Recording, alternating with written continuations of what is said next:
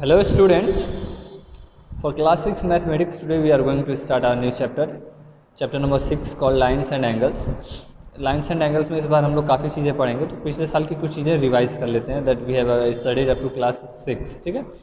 First thing that we are going to learn is about revision of about the types of angles that we have already studied in class 6. So पहली चीज़ जो हम लोग पढ़ेंगे that is called acute angle. Acute angle we have already known that the acute angle an angle measured less than 90 degree. कोई भी angle 0 से 90 degree के बीच में होता है that is called acute angle. ठीक है. We have already learned how to measure the angle by using protractor. तो 0 से 90 डिग्री के बीच के सारे एंगल्स क्या कहलाते हैं? एक्यूट एंगल्स कहलाते हैं.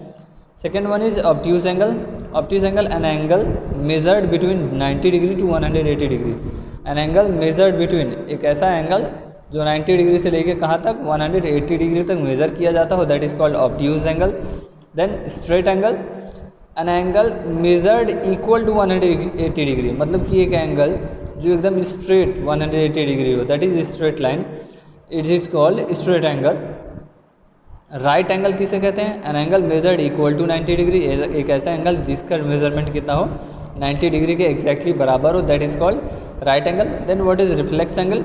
Reflex angle an angle measured between 180 degree and 360 degree, एक एंगल जो 180 डिग्री और 360 डिग्री के बीच में होता हो that is called reflex angle. Okay. And last but not the least that is called complete angle. Complete angle किसे कहते हैं?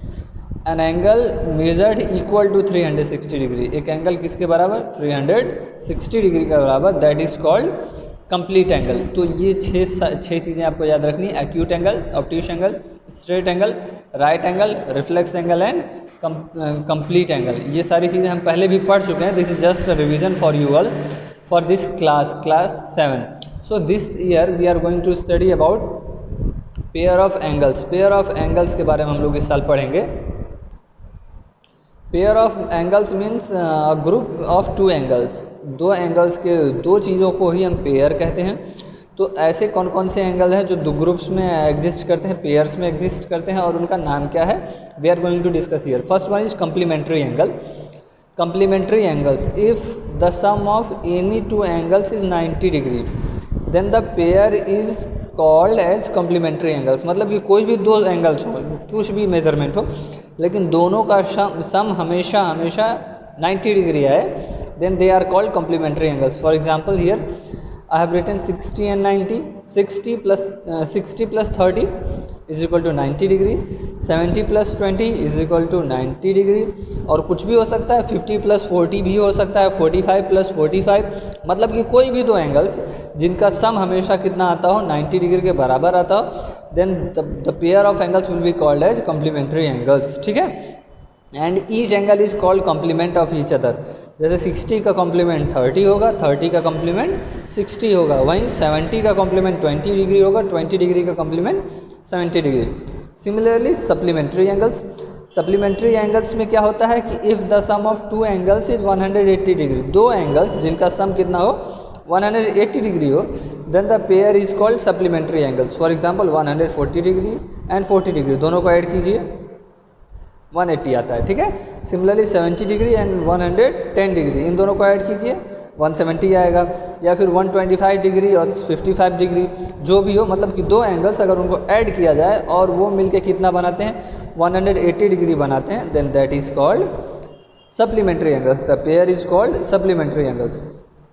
Then adjacent angles. ये थोड़ा कॉम्प्लिकेटेड है, आपको समझना पड़ेगा. एडजेसेंट एंगल्स किसे कहते हैं?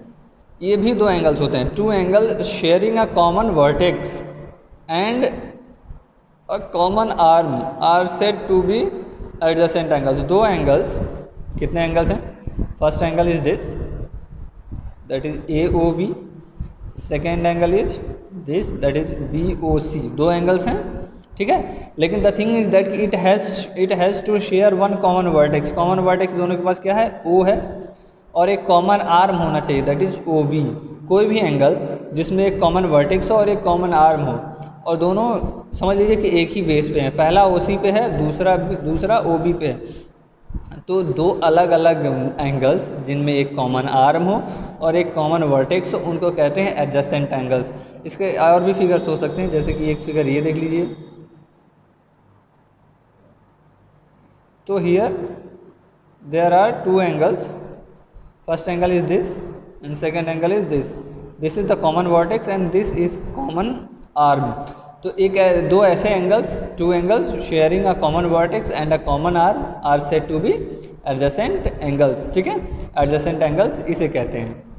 Now the next thing that is called linear pair. Linear pair किसे कहते हैं? एक स्ट्रेट लाइन पे दो एंगल्स, सिंपल, अगर आप सीधा समझना चाहें।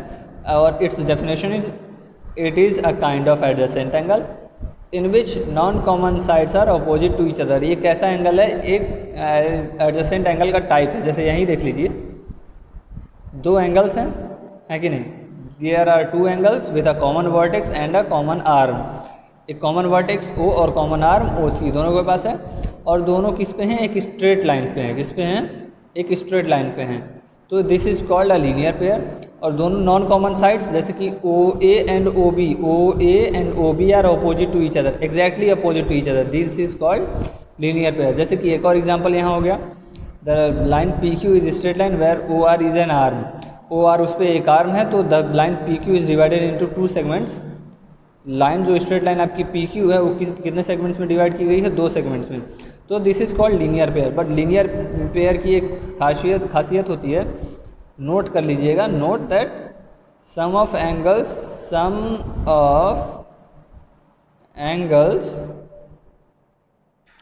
On a linear pair is 180 degree. किस लीनियर पेयर्स पे जो दो एंगल्स बनते हैं उनका सम हमेशा कितना होता है? 180 डिग्री होता है। मान लीजिए this one is A and this is B, then A plus B is always 180 degree. ठीक है, so this was the introduction of the chapter number 6 lines and angles. I want you all to write this all thing in your notebook, fair notebook, and post in the group. This will be your homework. ठीक है, thank you, have a good day.